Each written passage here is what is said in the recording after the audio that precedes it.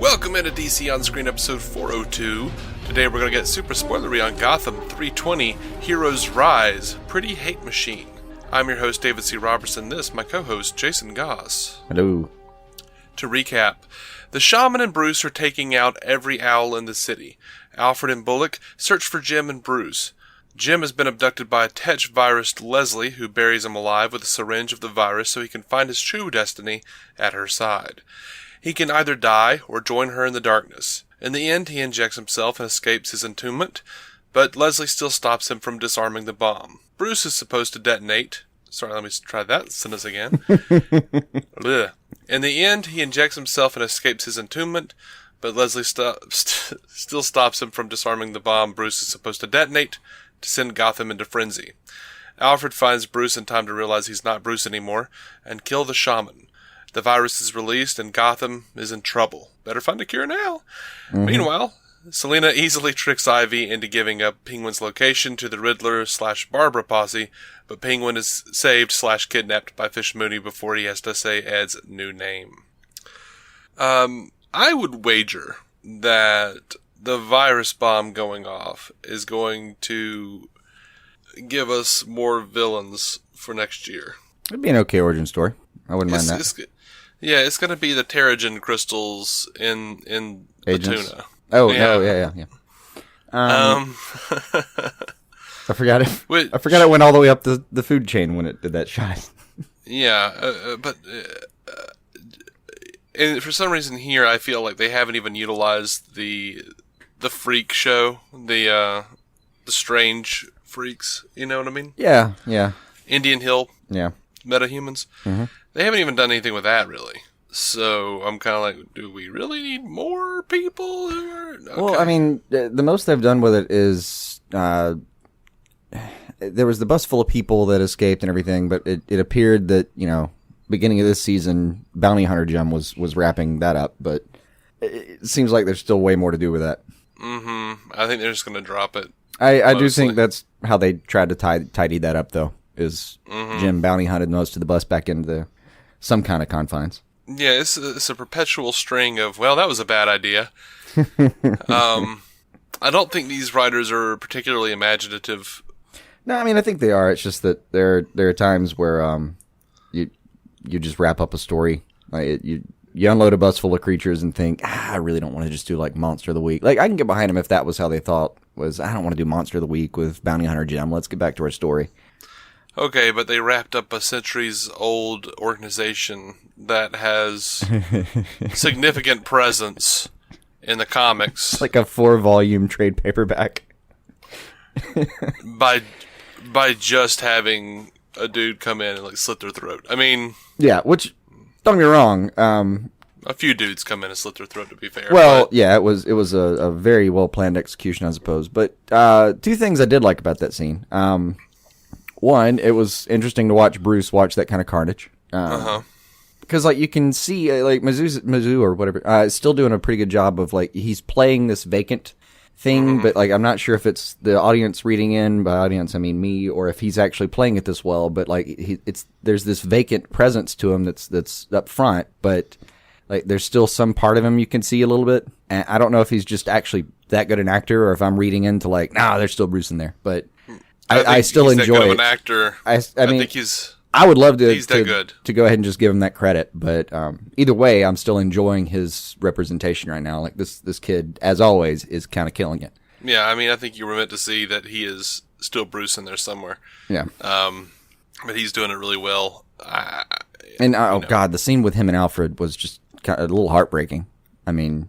Oh, absolutely, yeah. And you got to give Pennyworth his due here. Like, that guy. That guy does such a good job this episode, all through. Absolutely. Thank you, Bruce Dr. and Who, Alfred for giving us that wonderful man. I thought it was kind of interesting that they went the virus brings out Lee's love for Jim route. I was actually, that was a good choice. It was better than the alternatives, I thought. Yeah. Of course, they also went back to the old chestnut of evil means eyeshadow.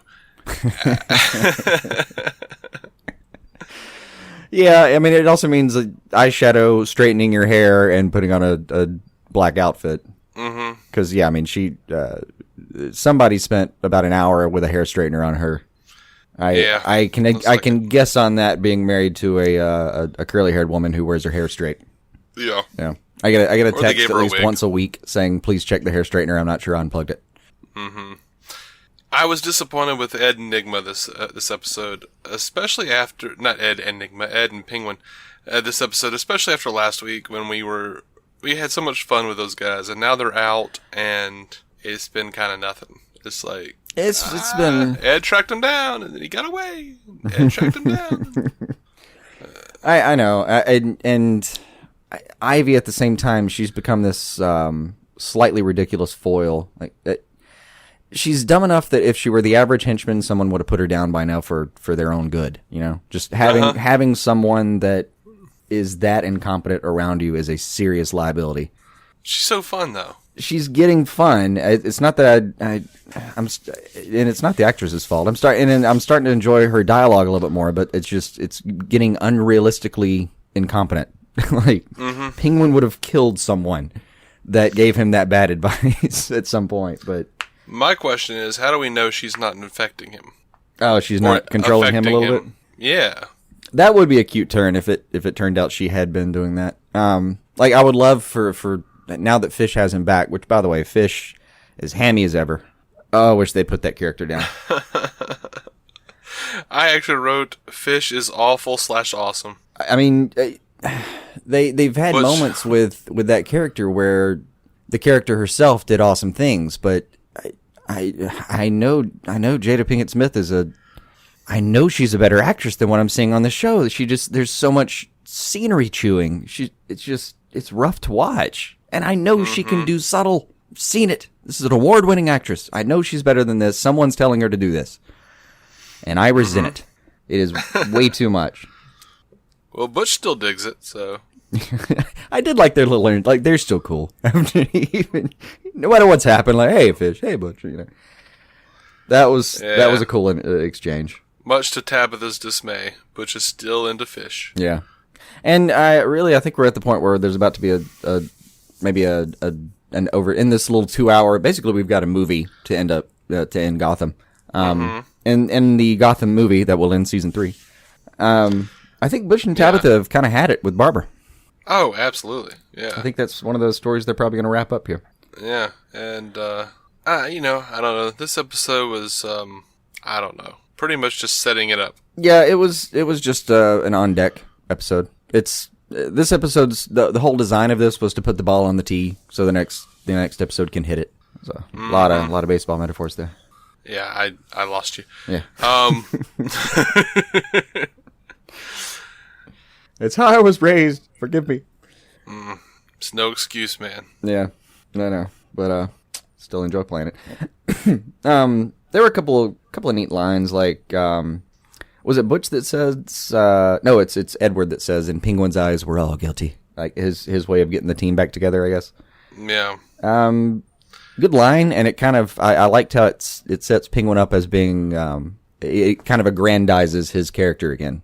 Like it makes a better villain for Ed to have said that line that way, which was good writing, I thought, a little bit. Yeah. But like, that's what's so frustrating. This show has like moments of sheer brilliance. Oh, absolutely. Just, and usually at least once per episode, there's a moment where you go, "Ah, I'm so glad I watched this show," and then there's at least one moment where you go, "Oh, I'm gonna stop watching this show." Yeah. I mean, it's just chunks of diamonds floating in a river of doo-doo. Yeah. It's not that bad. It's not a river. It's just like, for me, it's really like it's a coin toss. Which, by the way, we haven't seen him in a while, have we? No, we haven't. Oh, looking at you, D'Augusto. Get back here. Yeah. Now, my favorite line, easy. Whatever's left of Strange, even if it's just a pinky, we'll throw it in jail. And my favorite part about that is that Harvey's inciting Alfred to go batshit on it. Which, by the way, also there's a scene somewhere where like Alfred gets in the car with him. He's like, "One of these days, we're just gonna have to give you a badge." I was like, "Yeah, it's a well hung lantern show. Good job." Yeah. Because like there's way too many scenes where he's just with the police approaching him like in police formation with a gun. It's just a civilian. I mean, granted, it's a better trained civilian than any of you fuckers. But, yeah. I mean, he easily could be captain of this police force with his training. Easily. Yeah. Bullock is right to ask him for advice. That's all realistic, but I did love the hanging the lantern about the badge. But my favorite part about that line about, well, you know, even the pinky will throw it in jail is just the way Alfred, like, after getting taken off the leash, just says thanks. Like, he's just been waiting for someone to tell him he could smack somebody. And, I mean, I would have thought that scene where he was interrogating Strange was cooler if I wasn't, like, having a panic attack over the heights issue. Yeah, no, it's like a visceral, ooh. Like, just feel your hands sweating a little bit, you know? Mm-hmm. Yeah. Oh, gosh. I got sick. Oh, yeah. That's just how we're built, man. That's what, I forget what heights phobia is actually called, but we definitely have it. It's called fallophobia. Fallophobia? Well, as they put it, I'm not so much afraid of the fall as the ground. I think I'm more afraid of the fall. Yeah, I'm actually comforted by the idea that if you fall off a tall enough building, you'll pass out before you hit the ground. You can't get air in. Like most people, if they fall out of a plane, for instance, don't make it to consciously to the ground. So at least there's that. Cat Grant. Yeah. So I hated everything about Lee and her bullshit about, I told you I would help you find your darkness. Who talks like that? Who sits around like only people on the Tetch virus, man. Tetch's bloodline apparently involves stilted dialogue. Nobody talks about. No one talks like that. The darkness within somebody. You know, that's one of those. In real life, you go, you know what? He's an asshole. That's how you say that. Yeah. Like, oh no! If someone in real life said that person to you, you'd be like, "Look, dude, you know, take off your vest and your fedora. Have a seat." Now, it's hard to do in your skinny jeans, I understand. But try to have a seat anyway. I'm going to get you a regular black coffee. We're going to replace that pipe with a cigarette. Yeah. We're going to have a talk about values. Yeah, after I wrote down, I told you I would help you find your darkness, I wrote, this is some on-the-nose bullshit. I mean, they could be way more subtle with her, and it would have been a cool turn. But I will give it this. Whatever Lee did this episode was way better than what I'd been seeing before. Absolutely. Because they have, and I can't stress this enough, wrecked that character. Mm-hmm. That they so meticulously built up for a season and a half to I don't even... I remember loving her. I don't even want her to get with Alfred anymore. I know that. I meant to mention that last time, actually, when we were talking. It was like, they probably robbed you of that too, didn't they? Oh, yeah. Even like lines I should like, they're like just bludgeoning me over the head with it. Like, you like to get your hands dirty. I want you to get your hands really dirty. Really? All right. Yeah, I know. But I did like her exit line at least. Come find me when you're ready. At least that was something a human says. Kind of. I mean, I've literally said that before. It was a bad breakup, but you know, and it didn't work out. But at least I've said that line before. Well, that's not true. I phrased it better. So, okay, maybe I didn't understand. Maybe I don't know, stopped paying attention or something. How did Jim know where the bomb was? I thought they were talking about it was at Union Station when he was underground. Did they tell him? I thought so. Did they tell him? Okay. I could be wrong too, but I think they did communicate that on the little walkie-talkies. Yeah, I got a little flustered this episode. I think that's under control. I'm not positive. I don't remember every part of that conversation, but I think so. Okay. I mean, I want to give the show the benefit of the doubt. I'm gonna. I just don't trust my memory on it, but my instinct says that I heard that. Mm-hmm. Okay. All right. So Court of Owls being gone, that was a wasted thing, right? You agree with me on that one? Yeah. It's been wasted since we saw the mask. Yeah. Literally, the mask Capullo drew is way scarier than what they did. They could have just ripped it right off the pages. I just bought like a Damian Wayne action figure, and he has the little owl mask, and it's awesome. Mm-hmm. I just sit it right on his. I just put it right on his face, and it's awesome. Oh, our buddy over at Blazing Defender Report, Travis Jones, sent me a link. It was one of the kind of it's one of the best thought out fan theories I've heard in a very long time. Yeah, I think I saw this. It's pretty much, and if they did this, I know it would basically cause riots. I mean, there are still 5 or 6 million regular viewers of Gotham. That doesn't include some cord cutters. Millions of people watch this show every week. Mm-hmm. But the idea was they're not leading up to Bruce Wayne being Batman. They're leading up to Owlman. I would be so on board that.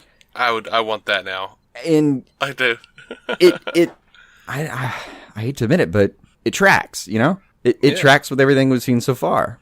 I didn't get to actually read the article. I saw the headline and went, oh. I did go through what they were talking about, and yeah, like it actually makes a ton of sense. And you know, Owlman has been a few different people in the books, and the thing I hate about it though is that usually it's Earth 3 Owlman, which is part of the crime syndicate. So I don't want this Bruce Wayne to be evil, and to me that's part of who Owlman is when it comes down to it. There are other versions, don't get me wrong. I've seen other takes, but usually that's what we have is Earth 3 crime syndicate evil Bruce Wayne. And I don't want that to be where it goes. But I mean, they could still do their own take on Owlman. And it would be kind of neat and ballsy as all hell. Don't get me wrong. I mean, if that's what they did, I'd have to show respect for just having the guts to do it, but yeah, I don't think so. I mean, end of the day, they promised us Batman, and I think they're going to follow through with that. Well, at the end of the day, they can still, they can bring over. I mean, they've had enough wacky scientists on the show. They could do a multiverse storyline. They could open a portal and have the real Batman pop in with Mazeus on like a stunt, stunt actors. They've messed with like biology and chemistry a lot, but they really haven't messed with like quantum physics or anything. I like anything on that level. We're living in a world where specifically they designed it so that it is a little timeless. Like the cars are ambiguous, the phones are ambiguous, the computers are ambiguous. It's designed so that you can't say it's set in the 50s or 80s or aughts. So you design the technology to look like something from a Fleischer Superman cartoon and be done with it. I mean, it could be done. They haven't messed with like high science. I'll call it like that. I mean, don't get me wrong. It's a certain level of biology and a certain level of chemistry is definitely high science, and they've dealt with a lot of it. But they've stayed in that quarter of the field. They really haven't played with time travel or physics in general too much. Right. I would like to see him open up that playbook though. Now that I think about it. Yeah, I think it'd be fun. It would be a lot of fun. And I mean, I guess they're dealing with magic now to some extent. Yeah, I guess with so. the magical needles. And it appears Raish is going to have kind of mystic properties, I suppose. Mm-hmm. Which, I don't know, somewhat feels like they're just going to waste this opportunity as well. Yeah. Now, by the way, I hadn't thought about this until now, but with the introduction of Raish next episode, we could have someone die and maybe introduce the Lazarus Pits. Yeah. I mean, we've got 2 episodes coming up, and episode 1, maybe somebody takes down evil Jim Gordon, and then Lazarus Pit brings him back or something like that. I don't know. Mm-hmm. Or it would be kind of neat if maybe Leslie died, and when you bring her back in the Lazarus Pit, it resets the Tetch virus. Yeah, but gives her a bloodlust. Please don't take that part of it. Arrow's already done it, guys. Walk away. Walk slowly away. I liked the animated series take on the Lazarus Pit, where it kind of makes you insane for like a few minutes, and then you're good. Yeah. And I even like the Arkham games take on it, where like there's only so many times you can do it, and it does eventually drive you to complete insanity. Like you start. Well, that's what they did in the animated series too. Oh, they did that too. It's the yeah. Oh yeah, you're right. But it's like your judgment that starts to slip over time. Like it's you don't get all like all your decisions seem logical, like to you, but if you looked at, hey, would you have made that decision 200 years ago? I guess not. I'm making decisions I wouldn't have made 2 years ago. See, I know. But we grew up slower than people that have a Lazarus Pit, or faster. I mean, yeah. But, nothing about David Warner's Ra's al Ghul screamed, like, hamming it up. Like, no, people in Gotham he was very subtle. It was wonderful. People in Gotham, when they get evil, they get hammy. Yeah, and you know the actor that's playing him way better than I do. Like, what's your bet? Is he going to ham it up? I've seen him do both. So, if you had to put $1 on one side or the other, what do you think? because it's Gotham, and I feel like they tell people to act bad, I'm a little worried. You're a little worried? Okay. Yeah. Yeah. And so this is going to be a case like I was talking about with Jada, though. Like, if he hams it up, you're going to be like, I know this isn't your fault. A little bit, yeah. You didn't come on set wanting to do this. I get it. I should also mention, when I was giving her the defense that she's a good actress, she's also one of the bigger names that entered that show at that time. It is possible that just no one told her to stop because they were afraid of losing her. So it might be her fault. She might have just had too many yes men around her. Yeah, maybe. Now, on the promo, you hear Alexander Siddig as Ra's al Ghul say, "Join me, fulfill your destiny," which is maybe why I started worrying about him, because it sounded hammy. Yeah. It reminded me of and this has been my biggest fear from day one, that he would be doing the Bashir is Possessed episode of DS9 as opposed to all of the really stellar work he did later on. As opposed to a canon of genuinely good acting. Let's do the one thing that you didn't like. It's gonna be a problem. Oh, something with Bruce I forgot to mention though. With his character,